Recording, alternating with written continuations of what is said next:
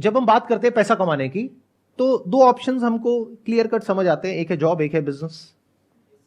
हम इसकी बात नहीं करेंगे। तीसरा ऑप्शन एक और है जो यूट्यूब पर भरा पड़ा है कि ये कर लो, ये करने से इतना पैसा कमा लोगे, उसको भी हटा देते हैं। मतलब इस सेशन का टॉपिक कर देते हैं how to make money without doing anything. कैसा लग रहा है? कितनों को लग रहा है कि मैं ऐसी हवा में बात कर रहा हूं? कितनों को लग रहा है कि मैं अगर कुछ बोल रहा हूं तो वो बात लॉजिकल होगी और मैं जो बोल रहा हूं अपने एक्सपीरियंस के बेस पे बोल रहा हूं? मतलब इतना विश्वास है आप लोगों को मेरे ऊपर कि यहां पर मैं किसी नए स्कैम को शुरू नहीं कर रहा हूं। मतलब ये नहीं है इस सेशन के एंड में मैं आपको कहूंगा कि निकालो 1000 रुपए 1000 रुपए 1000 रुपए 1000 रुपए 1000 रुपए और मैं आपको कहूंगा यहां पे पैसा लगा दो, मुझे दे दो और वो पैसा इतना हो जाएगा। ऐसा कुछ तो आपको नहीं लग रहा ना कि यहां पर होने वाला है? पूरा ट्रस्ट है आप पे? पूरा ट्रस्ट है। कितनों को पूरा ट्रस्ट है मेरे ऊपर? बढ़िया। टॉपिक ये है कि how to make money, and when I am talking about money, I am not talking about little money, I am talking about a lot of money without doing anything. इसमें आगे बढ़ने से पहले आपको समझना होगा the concept of compound interest. कितने लोगों को समझ आता है? कितने लोगों को समझ नहीं आता है? ठीक है, तो यहीं से शुरू करते हैं। एल्बर्ट आइंस्टाइन का नाम कितनों ने सुना है? आप में से सबने सुना है। एल्बर्ट आइंस्टाइन ने कहा है कि compound interest is the 8th wonder of the world. 7 wonders हमको पता है, तो 8वां जो अजूबा है वो है कंपाउंड इंटरेस्ट। जिसको इसकी नॉलेज है वो इतना अमीर हो सकता है जिसकी कोई हद नहीं है, और जिसको इसकी नॉलेज नहीं है वो इतना गरीब हो सकता है उसकी भी कोई हद नहीं है। और 99% लोगों को अगर इसकी नॉलेज है भी तो ऊपर ऊपर लेवल पर है। जिन्होंने हाथ अभी ऊपर भी किया था ना, उनको भी बहुत बेसिक सी नॉलेज है, डीपली नहीं समझते हैं।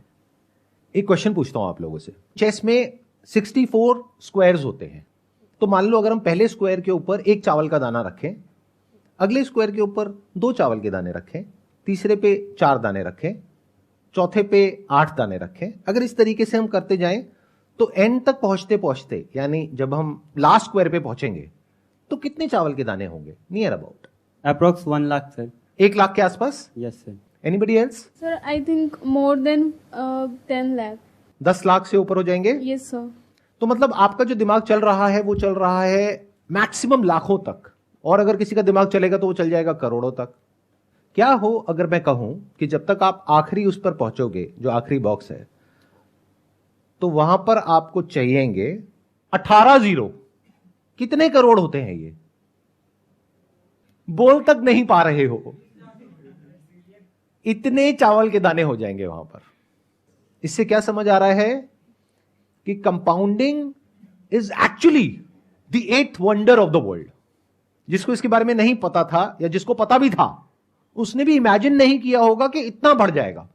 उसने सोचा होगा मैक्सिमम कुछ करोड़ हो जाएंगे, 50 करोड़ हो जाएंगे, 100 करोड़ हो जाएंगे, 1000 करोड़ हो जाएंगे। ये तो उससे भी बहुत ज्यादा है। ये है पावर ऑफ कंपाउंडिंग। इसका एक और एग्जांपल देता हूं आपको, बहुत simple, day to day life से कनेक्टेड। आप में से कितनों के पास में क्रेडिट कार्ड है? तो क्रेडिट कार्ड पे आपको पता है कितना इंटरेस्ट लगता है, 1 साल का या 1 महीने का? Sir around 36%। 36% पर एनम, यानी अराउंड 3% महीने का। यानी कि 10,000 रुपए आपने क्रेडिट कार्ड कंपनी को टाइम से नहीं दिया तो उस पर कितना रुपए लगेगा? 10,300। 300 रुपए सुनने में बड़ा लगता है, तो बहुत छोटा लगता है। अरे 300 रुपए से क्या फर्क पड़ता है? क्रेडिट कार्ड कंपनी बोलती नहीं है कि इसको ईएमआई में ब्रेक कर दो, बट उसमें कितना एक्स्ट्रा लगेगा? सिर्फ 300 रुपए। तो आप कहोगे अच्छा 300 रुपए तो है। इसका मतलब क्या है? आप कंपाउंडिंग को नहीं समझते हो। और नहीं समझते हो तो अभी मैंने क्या कहा था थोड़ी देर पहले, कि जो कंपाउंडिंग को नहीं समझता है वो इतना गरीब हो सकता है जिसकी कोई हद नहीं है, और जो समझता है वो इतना अमीर हो सकता है जिसकी कोई हद नहीं है। तो आप अमीर होना तो चाहते हो, लेकिन क्योंकि आप इसको नहीं समझते हो तो आपके जो सारे एक्शंस हैं वो आपको गरीबी की तरफ ले जाएंगे। आप कहोगे 3% ही तो है, क्या फर्क पड़ता है? तो महीने का 3% मतलब साल का कितना हो गया? 36%। ऐसा आपको लग रहा है क्योंकि आप कंपाउंडिंग को नहीं समझते हो। क्योंकि जो 3% आप नहीं भरोगे इस महीने, उसके अगले महीने उस 3% पे भी 3% लगेगा। तो साल के एंड में अगर आप कैलकुलेट करोगे तो वो 36% नहीं है, वो 50% से भी ऊपर है। Do you know what that means? Bank में अगर आप अपना पैसा रखते हो तो कितना इंटरेस्ट मिलता है? 6-7%। यहां कितना दे रहे हो? 50%। तो अमीर कैसे हो गए अंकल आंटी? बहुत सारे लोगों के पास में, जिनके पास में क्रेडिट कार्ड होता है, मैंने देखा है वो क्या करते हैं, वो ये नहीं देखते कि अमाउंट कितना ड्यू है, वो देखते हैं मिनिमम अमाउंट ड्यू कितना है। अच्छा मिनिमम इतना है, चलो ये पे कर देता हूं, बाकी का क्या हुआ, उस पर इंटरेस्ट लगेगा। इसमें क्रेडिट कार्ड कंपनी का तो बहुत बड़ा फायदा है और आपका बहुत बड़ा नुकसान है। तो इस सेशन से पहली चीज जो आपको सीखनी है, जो मैं बोल तो रहा हूं लेकिन मुझे पता है कि आप नहीं सीखोगे, वो ये है कि कभी भी जो आपको ईएमआई पे करनी है उसको डिले मत करो। क्योंकि अभी अगर आपने ये सोचा कि 10,000 के ऊपर 300 रुपए है, तो कल आप ऐसे ही सोचोगे कि 1 लाख के ऊपर 3,000 रुपए तो है। तो अगर आपको मेरी ये बात समझ आ गई है तो ये आपको बचाएगा गरीब होने से। अब दूसरे एस्पेक्ट पे आते हैं कि अमीर कैसे होते हैं इस फंडे को यूज करके। सबसे पहला स्टेप है, अगर आज आपकी एज है 20-22 साल, तो आपको क्या करना है, जो कर रहे हो वही करो, उसको अच्छे से करो, यानी कि पढ़ाई लिखाई। मान करके चलते हैं 25 साल की एज तक आते आते आपकी कहीं पर अच्छी जगह पर जॉब लग जाती है, क्योंकि आपने अच्छे से तैयारी करी है उस जॉब के लिए। ये हो गया जॉब सेगमेंट। दूसरा हो गया कि आपने 20 साल की एज से अपना कुछ करने की कोशिश करी, यानी कि बिजनेस। उसमें से 10 में से 9 फेल हो गए, लेकिन 25 साल की एज तक पहुंचते पहुंचते एक बिजनेस एक स्टेबल पोजीशन में आ गया है, जहां से आपको महीने का ₹1 लाख आ रहा है। तो चाहे जॉब के रास्ते से चाहे बिजनेस के रास्ते से, मैं मान करके चलता हूं कि 25 साल की एज तक आपको महीने का ₹1 लाख आ रहा है। बट क्या ₹1 लाख महीना आपको बहुत अमीर बना देगा? क्या इस सच को देख पा रहे हो? आई एम नॉट श्योर कितने लोग देख पा रहे हैं, क्योंकि इन्फ्लेशन बहुत तेजी से बढ़ रहा है। 5 साल बाद जो आप ₹1 लाख महीने का कमाओगे, उस टाइम उसकी वैल्यू आज के हिसाब से अंदाजा 50-60 हजार रुपए होगी। तो बहुत ज्यादा नहीं है। अभी सुनने में आपको लग रहा होगा ₹1 लाख महीना, बट बहुत बड़ा नहीं है। तो अगर आप इसको अचीव कर लेते हो, तब हम नेक्स्ट स्टेप पे जा सकते हैं। यानी क्या, 25 साल की एज में आपने ₹1 लाख महीना कमाना शुरू किया, यानी साल का कितना कमाया? ₹12 लाख। 5 साल में कितना कमाया? 60 लाख। 40 लाख आपका खर्चा हो गया। 20 लाख आपने बचाया, वो भी अगर बहुत सेंसिबली आपने अपने खर्चों को कंट्रोल किया तब। अगर बेवकूफों की तरह किया तो कुछ नहीं बचने वाला, उल्टा उस वक्त आप कर्जे में होगे। लेकिन अगर तरीके से जिया, सेंसिबली जिया, बिना अपने आसपास में लोगों को देखे कि वो क्या कर रहे हैं, बल्कि इस गोल के साथ में कि मेरे पास में 30 साल की एज में 20 लाख की सेविंग होनी चाहिए, क्या ये रियलिस्टिक है या आप कहते हो नहीं इतना भी नहीं हो सकता है? अगर इतना भी नहीं हो सकता है तो पहले इसको पॉसिबल करो, फिर बारी आएगी कि how to make money without doing anything. अगर कोई आपको आकर के ये बोल रहा है कि आपके बैंक अकाउंट में कोई पैसा नहीं है, आपके बैंक अकाउंट में 10,000 रुपए है और हम आपको करोड़पति बना देंगे, तो वो 10,000 रुपए आपके अकाउंट से निकलेगा, उस आदमी के अकाउंट में जाएगा, और आपके जैसे और बहुत सारे बेवकूफ मिलेंगे जिनके सबके पैसे उसके पास में जाएंगे। तो आप बनो ना बनो, वो पक्का बनेगा करोड़पति। तो ये मैंने आपको इसकी एलिजिबिलिटी बता दी। 5 साल में कितना कमाया? 60 लाख। 20 लाख आपने बचाया, तो उस 20 लाख का आप क्या करने वाले हो 30 साल की एज में? बहुत सारे लोग तो बहुत ही बड़ी बेवकूफी करते हैं। यानी क्या, ये पैसा उनके बैंक अकाउंट में पड़ा होता है। इसका मतलब उनको कंपाउंड इंटरेस्ट के बारे में कुछ भी नहीं पता है। तो अगर आप ये बेवकूफी करने वाले हो या अभी कर रहे हो, तो सबसे पहले उस पैसे की एफडी करा लो, क्योंकि सेविंग में इंटरेस्ट है 3-4%, एफडी में है 7%। और आजकल तो बहुत सारे बैंक्स ऐसे हैं जहां पर ऑटोमेटिकली ये काम हो जाता है। अब जो न्यू एज बैंक्स हैं वहां पे ये काम ऑटोमेटिकली हो जाता है, यानी आपको मैनुअली नहीं करना पड़ता, कि जैसे ही आपका बैलेंस एक पर्टिकुलर अमाउंट के ऊपर जाता है तो ऑटोमेटिकली एफडी बन जाती है, ऑटोमेटिकली टूट जाती है, उसमें पेनल्टी भी नहीं लगती है। ऐसे भी बैंक्स हैं, तो रिसर्च करो ऐसे कौन से बैंक्स हैं। इसका कितना बड़ा बेनिफिट होगा आपको, अभी आप कैलकुलेट नहीं कर सकते, जैसे वो चेस में आप कैलकुलेट नहीं कर पाए थे। 10-20 साल में अमाउंट कितना बड़ा हो जाएगा आप सोच भी नहीं सकते, अगर सिर्फ यही करते हो जितना मैंने कहा है। तो क्या जो मैंने कहा था वो एक लेवल पे सच नहीं हो गया है? How to make money without doing anything. अभी देखना, एक एक स्टेप हम और आगे बढ़ते रहेंगे। मतलब आपने क्या किया, दो काम करे अभी तक। एक, कोई भी ऐसा लोन नहीं लिया जिसका इंटरेस्ट बहुत हाई हो, एक आपने ये किया। दूसरा, पैसे को आइडल नहीं छोड़ा, अपने सेविंग्स अकाउंट में या करंट अकाउंट में उसकी एफडी करा ली। अगर सिर्फ ये दो काम करे तो you are already making a lot of money without doing anything. लेकिन अब आप कहते हो कि नहीं सर, ये जो तरीका आपने बताया इसमें मैं समझ रहा हूं कि मैं पैसा कमाऊंगा लेकिन मैं और कमाना चाहता हूं, तो उसका क्या तरीका है? तो अब ध्यान से समझना कि पैसा कमाते कैसे हैं, यानी वेल्थ कैसे क्रिएट होती है। अपना एग्जांपल दूं, उससे आई थिंक आप ज्यादा अच्छे से रिलेट कर पाओगे। हमारा जो बिजनेस है वो है स्टॉक फोटोग्राफी का। आप में से कुछ लोगों को पता होगा, कुछ को नहीं पता होगा, क्योंकि उसके बारे में मैं बात नहीं करता अपने सेशंस में, बट शॉर्ट में बता देता हूं वहां पे हम क्या करते हैं। हम कुछ इमेजेस प्रोड्यूस करते हैं या फोटोग्राफर से लेते हैं, फिर उसको आगे उसका लाइसेंस देते हैं बड़े बड़े ब्रांड्स को। तो जितनी भी आप एड्स देखते हो न्यूज़पेपर्स में, मैगजीन्स में, ऑनलाइन ऑफलाइन, उसमें जो बड़े बड़े ब्रांड्स की जो एड्स होती हैं जहां पर कुछ मॉडल्स होते हैं, मान लो कुछ फैमिलीज हैं, कपल्स हैं, वो जो फोटोग्राफ्स हैं वो there is a strong possibility वो हमसे लेते हैं अगर वहां पर कोई इंडियन फेस है तो, क्योंकि इंडियन फेसेस की हमारी पूरे वर्ल्ड की सबसे बड़ी कलेक्शन है। लेकिन आने वाले टाइम में इस बिजनेस के ऊपर एक बहुत बड़ा थ्रेट है because of AI, artificial intelligence. क्योंकि अब क्या हो रहा है, बहुत सारे ऐसे सॉफ्टवेयर आ गए हैं, बहुत सारे ऐसे प्लेटफॉर्म्स आ गए हैं जैसे मिड जर्नी है, जहां पर के आप जाओ और कुछ प्रॉम्प्ट दो और वो आपको बिल्कुल रियलिस्टिक इमेजेस बना करके दे देगा। तो अगर वो इमेजेस वहां से आपको फ्री में मिल जाएगी, ऑलमोस्ट फ्री में मिल जाएगी, तो कोई हमसे इमेजेस क्यों खरीदेगा? देखो तीनों सिनेरियोस पकड़ लेते हैं कि मेरे अपने बिजनेस में कितने रिटर्न आने वाली है गोइंग फॉरवर्ड अगले 5-10 साल में। या तो 0%, या अगर कुछ बहुत कमाल का हमने कर दिया जो हम कर रहे हैं तो 10%। और अगर हम इस थ्रेट को ढंग से मैनेज नहीं कर पाए, यानी जो एआई की वजह से हमारे बिजनेस पे थ्रेट है उसको हम ढंग से मैनेज नहीं कर पाए, तो बिजनेस हो सकता है 10% से गिरने लग जाए हर साल का। तो मैंने कैलकुलेशंस करी कि अगर मेरे पास में इतना अमाउंट है, अगर उसको मैं अपने बिजनेस में लगाता हूं तो वहां पे in the best case scenario return आएगी 10%। तो क्या कहीं कोई और बिजनेस है जहां पर मैं पैसा लगाता हूं तो रिटर्न आएगी 25 से 30%? तो उस बिजनेस में पैसा लगाना बेटर है या अपने बिजनेस में पैसा लगाना बेटर है? Does it making some sense to you guys? अब मैं कुछ ऐसा बोलने वाला हूं जो हो सकता है आप लोगों की जो सोच है उससे बहुत अलग है, लेकिन अगर समझोगे डीपली मेरी बात को तो समझ पाओगे मैं किस एंगल से क्या बोल रहा हूं। हम जब भी स्टॉक मार्केट का नाम सुनते हैं तो हम सबके माइंड में क्या थॉट्स आते हैं?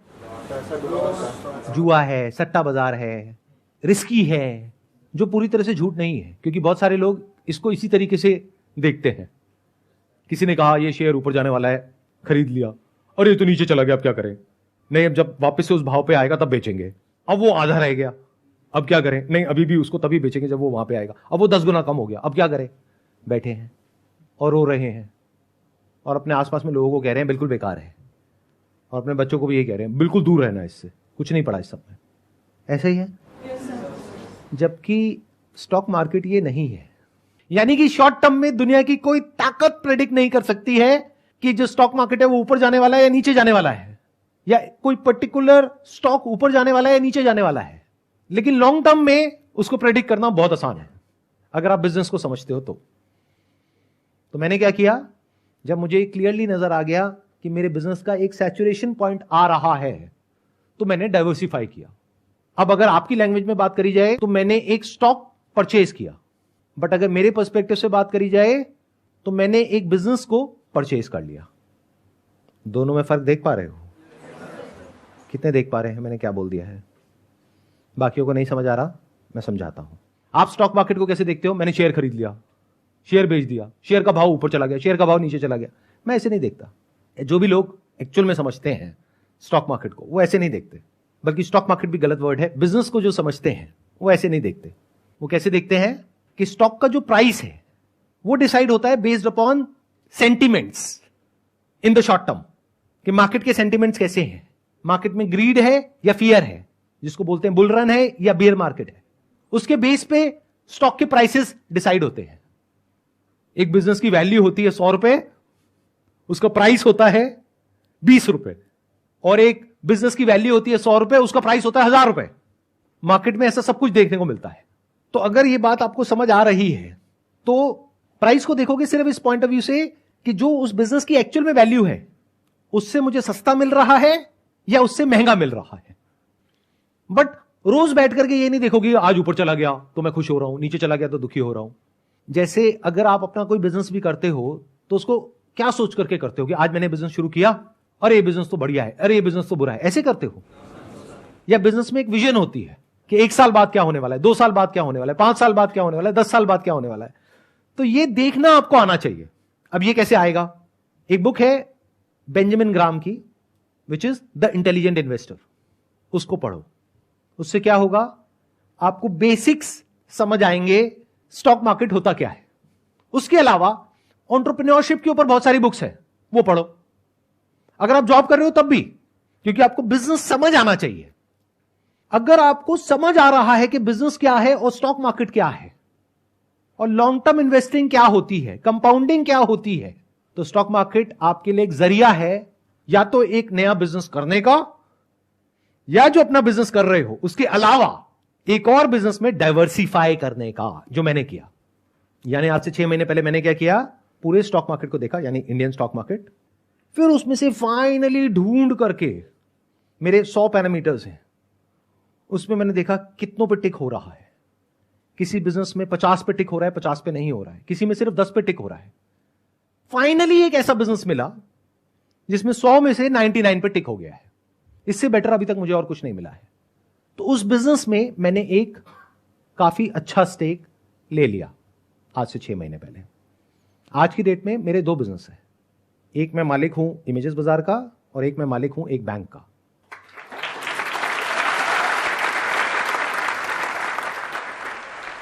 अब जब मैंने ये बोला, आपने तालियां बजाई, इसका मतलब क्या है? आपको ये लग रहा है कि मैंने पूरा का पूरा बैंक खरीद लिया। अरे नहीं भैया, I am one of the owners of that bank. Owner कौन होता है और एम्प्लॉय कौन होता है? जो उस बैंक का मैनेजमेंट है वो एम्प्लॉइज है, जो उस बैंक का सीईओ है वो एम्प्लॉय है उस बैंक का, उसको सैलरी मिलती है। बट मालिक कौन है? Share holder is the owner. तो I am the share holder of that particular bank. अब वो बैंक, मेरी कैलकुलेशन कहती है, on the most conservative side, it will give me a return of around 30% CAGR in the next 10 years. क्यों? क्योंकि मुझे उस बैंक के बिजनेस मॉडल के बारे में पता है, उसकी सारी एनुअल रिपोर्ट्स होती है वो मैंने पढ़ी है, उसकी अर्निंग्स कॉल सुनी है, उस बैंक में मैंने अकाउंट भी खुलवाया है ताकि कस्टमर के पॉइंट ऑफ व्यू से भी पता लगे। मतलब इतना डिटेल में, इतना डीप में गया हूं मैं उस बैंक के कि मुझे एग्जैक्टली पता है कि क्या हो रहा है और क्या होने वाला है।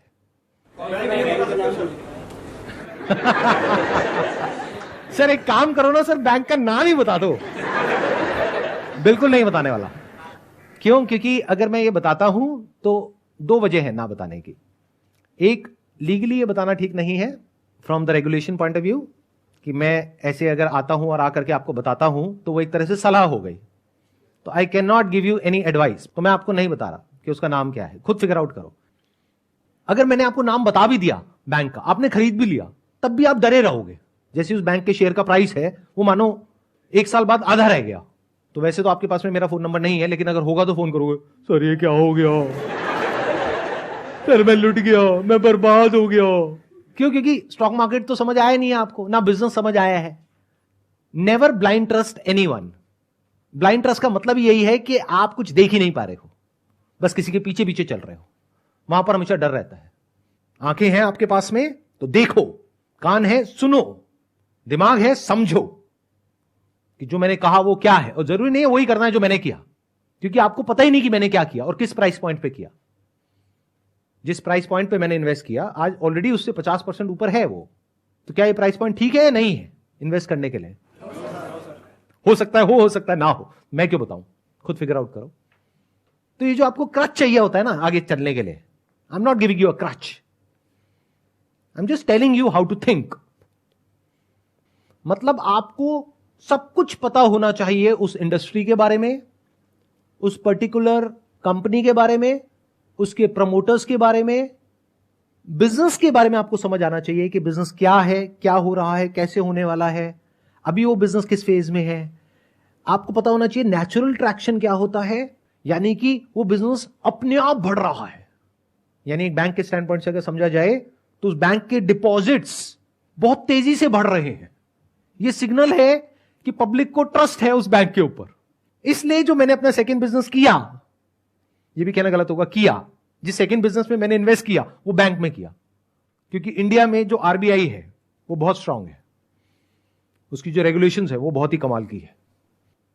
और आपको एक बहुत मजेदार बात बताता हूं, जो हो सकता है आप में से बहुत सारे लोगों को पता भी नहीं होगा। आपने जॉब करी, आपने 20 लाख रुपए कमाया, आपने क्या किया, उस 20 लाख की एफडी करा दी। आपने कहा ये सब जो आपकी बातें हैं ना मेरे को नहीं समझ आती, मैं तो एफडी करा रहा हूं। 20 लाख आपका एफडी में पड़ा है, मान लो वो बैंक डूब गया, बंद हो गया, तो उस 20 लाख का क्या होगा जो आपने एफडी कराई है? ये बात पता है? कितनों को नहीं पता है? हाथ ऊपर करो। मतलब आपका 5 लाख रुपए इंश्योर्ड है, बाकी 15 लाख गया। तो जिसको आप और आपके पेरेंट्स बहुत सेफ समझते हो वो भी सेफ नहीं है, बल्कि मैं ज्यादा सेफ हूं, क्योंकि आप तो एफडी करा के भूले पड़े हो। तो आपको तो तब पता लगेगा जब न्यूज में आ जाएगा।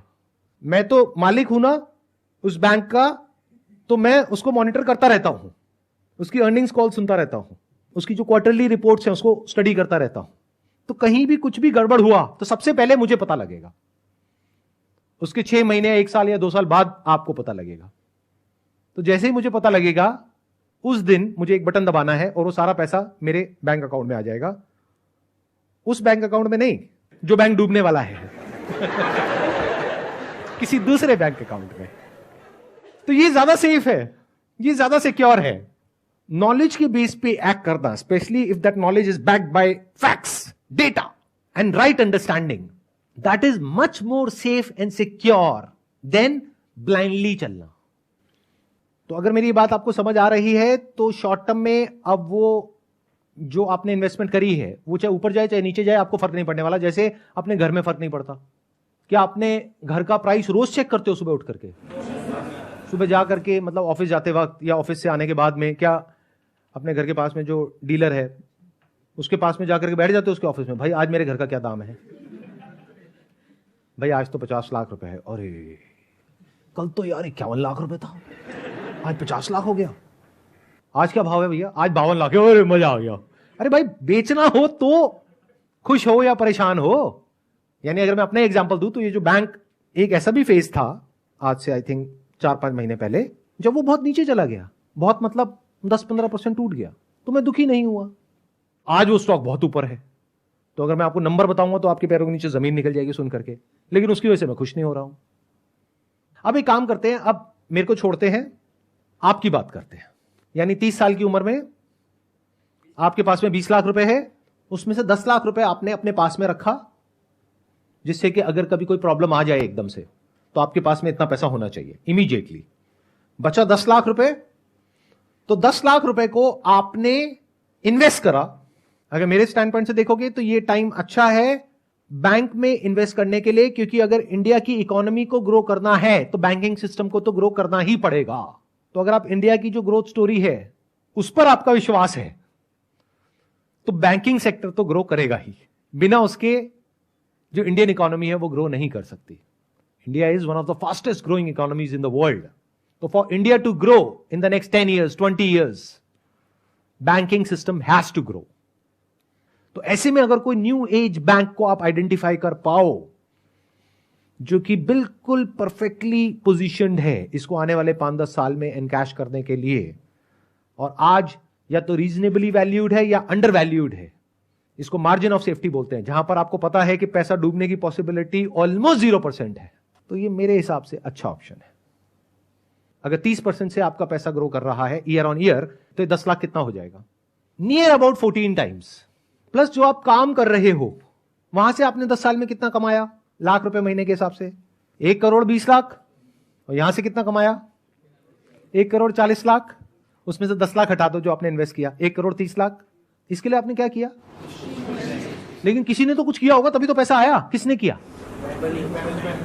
उस कंपनी के मैनेजमेंट ने किया। अब बैंक मत बोलो बार बार, कहीं आप सारे जाकर के बैंक में पैसा लगा दो और पैसा डूब जाए और मेरे पास में आओ, सर ये क्या कर दिया आपने सर।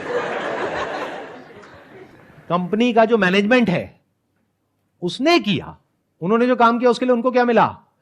सैलरी। बट आपको क्या मिला? प्रॉफिट।